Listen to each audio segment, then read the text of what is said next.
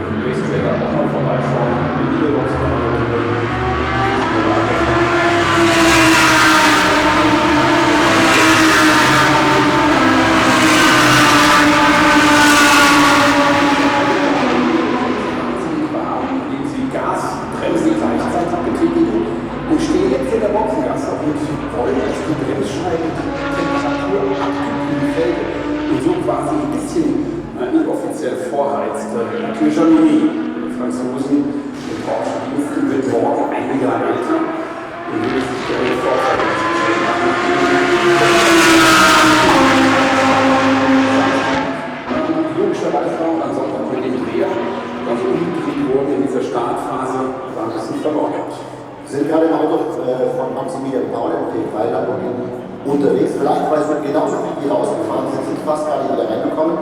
Was gibt es denn sonst noch für die Fans hier? Wir haben schon die eBay Backstage Box, wir haben den eBay Tower hier in dem Bereich, wo auch die Startvorausstellung stattfinden wird. Wir haben die Anzeigen, wir haben natürlich auch die Allianz Vorteilswelt.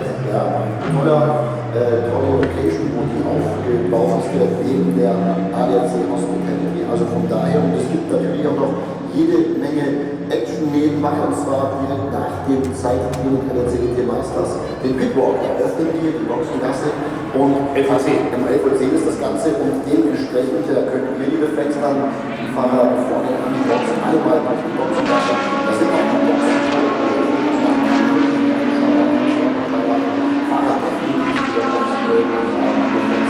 Wir haben natürlich auch die Drivers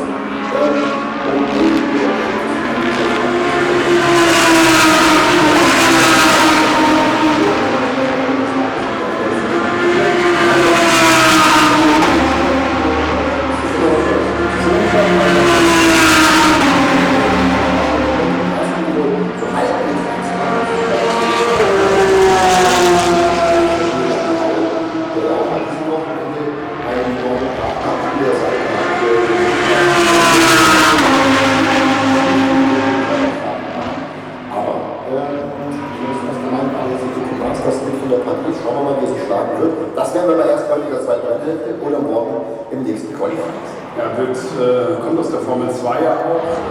Warum? Weil Marco Mappelli den Platz an der Seite von Maximilian Kaul jetzt an der Seite von Wilco Bortolotti eingenommen hat. Der fährt gerade im 63er GT Crassa Lamborghini. Da hat man Albert Costa Balboa, nachdem es doch sehr wild in den letzten Rennen zur Sache gegangen, hat er da auch diese Kollision sonntags am Sachsenring ausgelöst.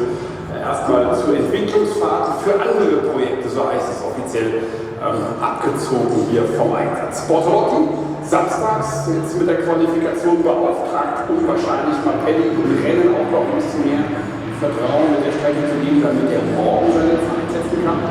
Ja, auch Zeit setzen, das ist das große Stichwort. Wir haben 21,6, was liegt Ziel auf das, was wir auf der Strecke sehen. Bortolotti 45,9, das ist auch super stark. Und jetzt wird die erste Zeit.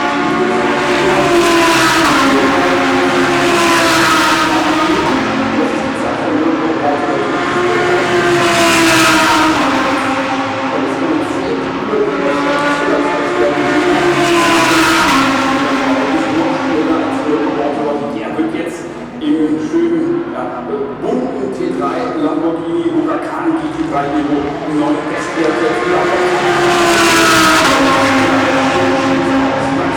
Power in der 38,279, starkes Ding, das er da uns präsentiert, und jetzt ist schon mal gleich eine Bestzeitenalarm angesagt, war deutlich schneller als gestern, das Qualifikation. Dass man sich wirklich bei Lamborghini, ja, das ist gut, gegen ein Motorsport und gegen ein Wasser ist, aber entschlossen hat,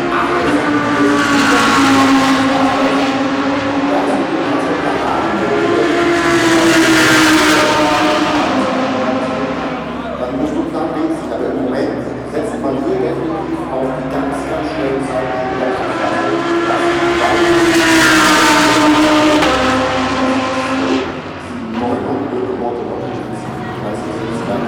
bestätigt haben und Mirko Bortolotti weiß noch, erster und zweiter Sektor, absolute Bestzeit, ist jetzt irgendwo unterwegs, es ist noch zweimal Rennstellen, dann sind alle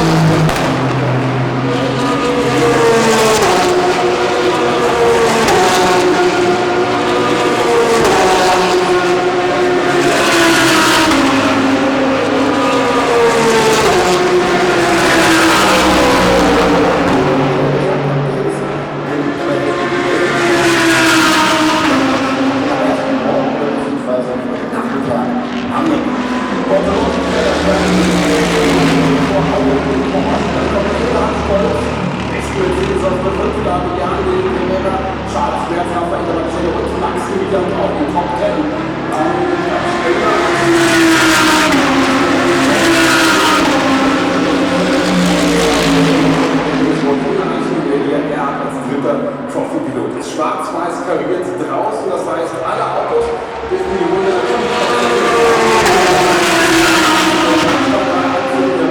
Schamini noch unterwegs, aber das wird auch nicht wirklich reichen, glaube ich. Kriegt jetzt Schwarz-Weiß kariert gezeigt.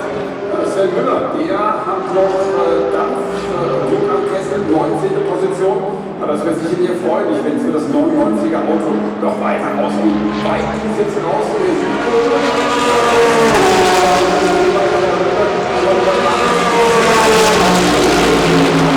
Schwarz-Weiß kariert. Und wo endet die Reise für Sven Müller? Da muss ich die Bäume auf der 19.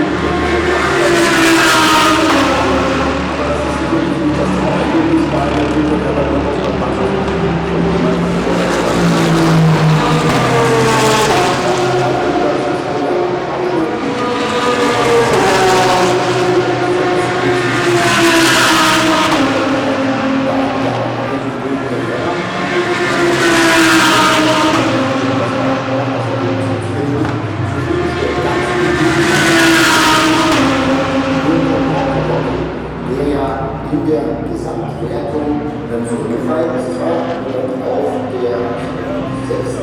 Position, aber das war auch der Trainer von seiner Seite, der trotzdem mit 31 Rückstand auch an die Gefühle noch angekommen werfen. Wie gesagt, der Lauf zu 25, das Ganze mal 20, die und dann gibt es noch die 3 Punkte, die Pulvers und die andere Stunde.